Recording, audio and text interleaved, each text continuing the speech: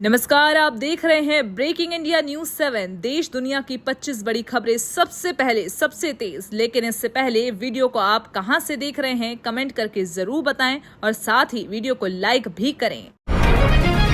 PM Modi ने New Zealand से किए 10 बड़े समझौते। भारत में आएगा 1,72,000 करोड़ का निवेश।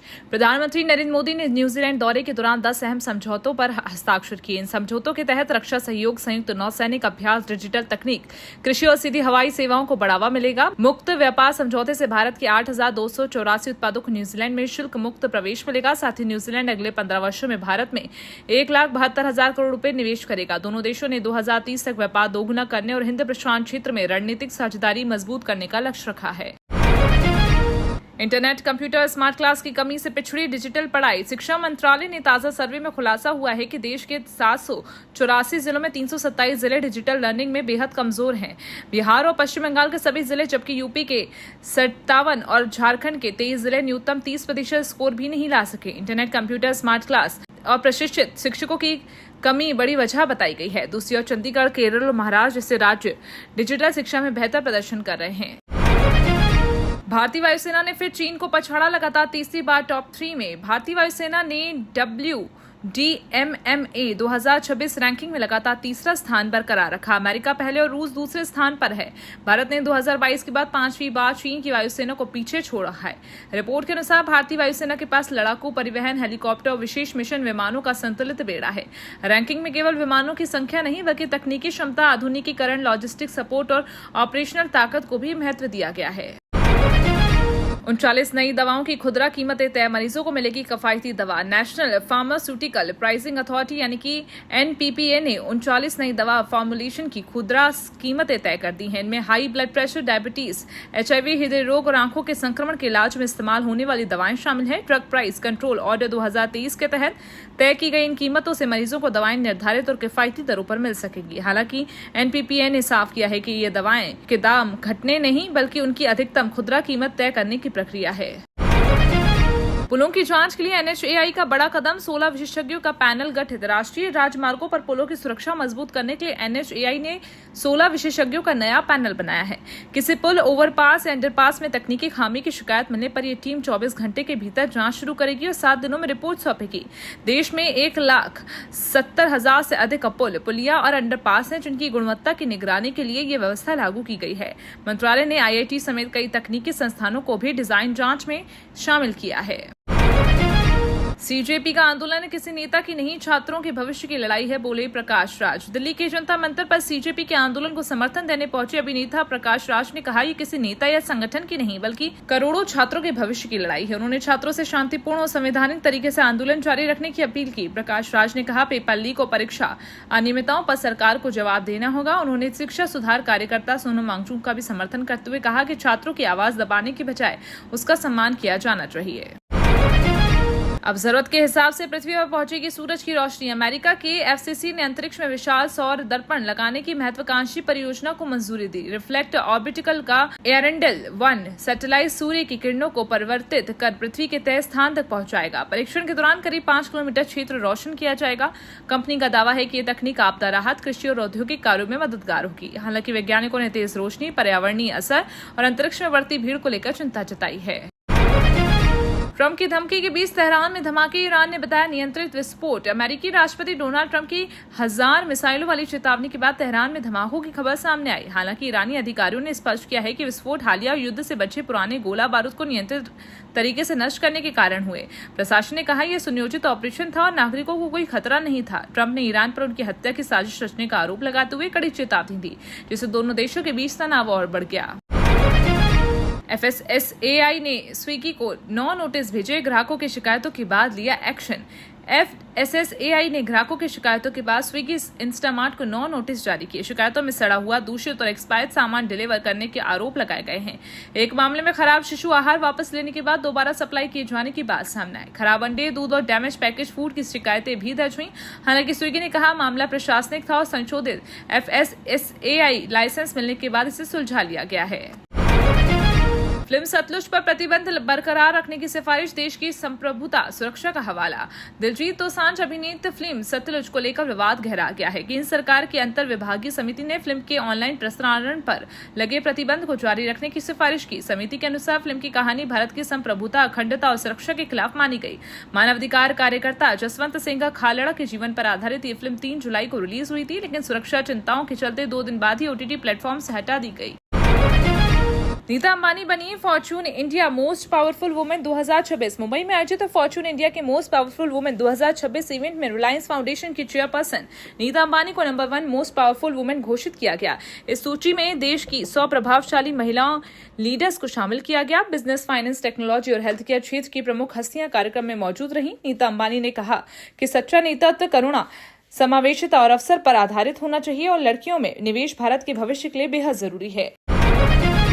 विशेषज्ञों और नागरिकों की भागीदारी से बनेगा दिल्ली यमुना कॉम्पैक्ट। दिल्ली की जीवनदायिनी यमुना नदी के पुनरुद्धार के लिए DDA ने यमुना डायलॉग्स पहले शुरू किया है।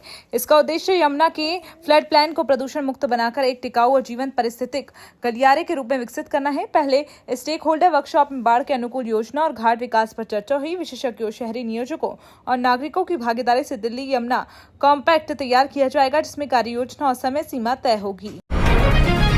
E20 पेट्रोल पर केजरीवाल का बड़ा हमला, केंद्र सरकार पर साधा निशाना। आम आदमी पार्टी के राष्ट्रीय संयोजक अरविंद केजरीवाल ने E20 पेट्रोल को लेकर केंद्र सरकार पर निशाना साधा। दिल्ली के एक पेट्रोल पंप और सर्विस स्टेशन का दौरा कर उन्होंने वाहन चालकों और मैकेनिकों से बातचीत की। केजरीवाल ने दावा किया कि E20 पेट्रोल के इस्तेमाल से कई लोगों की गाड़ियों की माइलेज कम हुई है और तकनीकी खराबियां बढ़ी हैं। उन्होंने प्रधानमंत्री से जनता की शिकायतों को गंभीरता से सुनने और जरूरत पड़ने पर नीति की समीक्षा करने की अपील की। वियतनाम में बड़ा नाव हादसा, 15 भारतीय पर्यटकों की मौत। वियतनाम के फू क्योक द्वीप के पास भारतीय पर्यटकों को ले जा रही एक स्पीड बोट पलटने से 15 लोगों की मौत हो गई। मृतकों को तमिलनाडु के 10, आंध्र प्रदेश के 3 और केरल के 2 पर्यटक शामिल हैं। नाव में कुल 32 भारतीय पर्यटक और 4 क्रू मेंबर सवार थे। राहत और बचाव अभियान में 21 लोगों को बचाया गया, जिनमें 2 की हालत गंभीर बताई जा रही है। भारतीय दूतावास और वियतनामी प्रशासन मामले की जांच और पीड़ितों की मदद में जुटे हैं। आदर्श नगर रेलवे स्टेशन पर रुकेंगे दिल्ली कालका और हिमाचल एक्सप्रेस। दिल्ली के लाखों रेल यात्रियों के लिए बड़ी राहत की खबर। केंद्रीय रेल मंत्री अश्विनी वैष्णव ने आदर्श नगर रेलवे स्टेशन पर गाड़ी संख्या 14331 दिल्ली कालका एक्सप्रेस और 14053 दिल्ली दौलतपुर चौक हिमाचल एक्सप्रेस के ठहराव को मंजूरी दे दी है। इससे उत्तर और पश्चिमी दिल्ली के यात्रियों को नई दिल्ली या पुरानी दिल्ली स्टेशन तक जाने की अतिरिक्त परेशानी नहीं होगी। चंडीगढ़, कालका, कुरुक्षेत्र, आनंदपुर साहिब और हिमाचल प्रदेश जाने वाले यात्रियों को इस फैसले से सीधा लाभ मिलेगा। हम जनता के सामने आपकी पोल खोल देंगे, सुप्रीम कोर्ट ने महाराष्ट्र सरकार को लगाई फटकार। सुप्रीम कोर्ट ने एक आपराधिक मामले में जमानत का विरोध करने और सुनवाई में देरी करने पर महाराष्ट्र सरकार को कड़ी फटकार लगाई। कोर्ट ने कहा, राज्य सरकारें जमानत का विरोध तो करती हैं, लेकिन मुकदमे को तेजी से आगे नहीं बढ़ाती। मामले में आरोपी 4 साल से जेल में है और 34 गवाहों में से केवल 2 ही गवाही हो सकी है। कोर्ट ने हर हफ्ते कम से कम 4 गवाहों के बयान दर्ज करने का निर्देश देते हुए भविष्य में सख्त कार्रवाई की चेतावनी दी। भाजपा से टिकट करते ही नरोत्तम मिश्रा को उद्धव गुट का खुला ऑफर। मध्य प्रदेश के दतिया विधानसभा उपचुनाव में भाजपा द्वारा टिकट न दिए जाने के बाद पूर्व गृह मंत्री नरोत्तम मिश्रा को शिवसेना ने बड़ा ऑफर दिया। पार्टी के प्रदेश प्रमुख सुनील शर्मा ने मिश्रा को 30 जुलाई के उपचुनाव में उम्मीदवार बनाने का औपचारिक न्योता दिया। शिवसेना ने वीडियो मैसेज जारी कर उन्हें अपने पाले में आने का निमंत्रण भी दिया। वहीं नरोत्तम मिश्रा ने समर्थकों से शांति बनाए रखने की अपील की। गोरखपुर में सीएम योगी बोले, राम भक्तों के खून से सना है सपा का इतिहास। कांग्रेस ने राम को काल्पनिक बताया। गोरखपुर में 758 करोड़ रुपए की विकास परियोजनाओं के लोकार्पण और शिलान्यास के दौरान मुख्यमंत्री योगी आदित्यनाथ ने सपा और कांग्रेस पर तीखा हमला बोला। उन्होंने कहा कि सपा का इतिहास राम भक्तों के खून से सना है। कांग्रेस ने सुप्रीम कोर्ट में हलफनामा देकर भगवान श्री राम को काल्पनिक साबित करने की कोशिश की थी। योगी ने आरोप लगाया कि दोनों दल जाति के नाम पर समाज को बांटकर विकास प्रक्रिया को बाधित करते रहे हैं, जबकि भाजपा विरासत और विकास दोनों को आगे बढ़ा रही है। यूपी में दूध और दुग्ध उत्पादों में मिलावट के खिलाफ अभियान। अमरोहा, अलीगढ़, बदायूं और मथुरा में FIR दर्ज। उत्तर प्रदेश में दूध और दुग्ध उत्पादों में मिलावट के खिलाफ बड़े स्तर पर छापेमारी अभियान चलाया गया है। 27 विशेष टीमों ने 42 डेयरियों और प्रतिष्ठानों की जांच कर 116 नमूने परीक्षण के लिए भेजे। कार्रवाई के दौरान 34 क्विंटल खाद्य पदार्थ जब्त किए गए और लाखों रुपए का मिलावटी सामान नष्ट कराया गया। अमरोहा, अलीगढ़, बदायूं और मथुरा में गंभीर अनियमितताएं मिलने पर 4 FIR दर्ज की गई। विभाग ने कहा, मिलावटखोरों के खिलाफ अभियान आगे भी जारी रहेगा। राहुल गांधी का देहरादून दौरा, 12 से 13 हजार युवाओं जोड़ने का लक्ष्य, तैयारी में कांग्रेस। लोकसभा में नेता प्रतिपक्ष राहुल गांधी 17 जुलाई को देहरादून के परेड ग्राउंड में छात्रों की गूंज कार्यक्रम में छात्रों और युवाओं को संबोधित करेंगे। उत्तराखंड कांग्रेस ने कार्यक्रम को सफल बनाने के लिए तैयारियां तेज कर दी हैं। 12 से 15 हजार युवाओं को जोड़ने का लक्ष्य रखा। प्रदेश अध्यक्ष गणेश गोदियाल ने कहा, राहुल गांधी पेपर लीक, परीक्षा व्यवस्था और युवाओं के भविष्य जैसे मुद्दों पर चर्चा करेंगे और छात्रों को जागरूक होने का संदेश देंगे। जनसंख्या स्थिरता में बूंदी राज्य में टॉप 10 में, तालेड़ा प्रदेश में नंबर 1, आश्वनित ब्लॉक। विश्व जनसंख्या दिवस पर बूंदी जिले ने जनसंख्या स्थिरता और परिवार कल्याण के क्षेत्र में शानदार प्रदर्शन करते हुए राज्य की टॉप 10 जिलों में जगह बनाई। तालेड़ा आश्वनित ब्लॉक ने प्रदेश में पहला स्थान हासिल कर 2 लाख रुपए की प्रोत्साहन राशि और प्रशासित पत्र प्राप्त किया। ग्राम पंचायत ठिकरिया कला को राज्य स्तर पर तीसरा स्थान मिला है, जबकि PHC लक्ष्मीपुरा को उत्कृष्ट स्वास्थ्य सेवाओं के लिए प्रथम स्थान पर सम्मानित किया गया। 1100 रुपए की पेंशन निकालने पहुंची महिला के खाते में दिखे 740 करोड़। बिहार के नवादा में एक विधवा महिला 1100 रुपए की पेंशन निकालने बैंक पहुंची, लेकिन खाते का बैलेंस देखकर हैरान हो गई। स्क्रीन पर 740 करोड़ 58 लाख रुपए से अधिक की राशि दिखाई दी। हार्ट की मरीज महिला की तबीयत बिगड़ गई, जबकि बैंक कर्मचारी भी सकते में आ गए। कई बार जांच करने पर भी वही बैलेंस दिखाई देता रहा। बैंक प्रबंधन ने मामले को तकनीकी गड़बड़ी मानते हुए जांच शुरू कर दी है। 1097 किलोमीटर दूर बैठकर लगाई हाजिरी, बिहार में 6 शिक्षक निलंबित। बिहार के किशनगंज जिले में ई शिक्षा कोष पोर्टल पर फर्जी उपस्थिति दर्ज करने का मामला सामने है। जांच में पाया गया कि कुछ शिक्षकों ने विद्यालय में पहुंचे बिना 197, 632, 490 और 404 किलोमीटर दूर से अपनी हाजिरी लगाई है।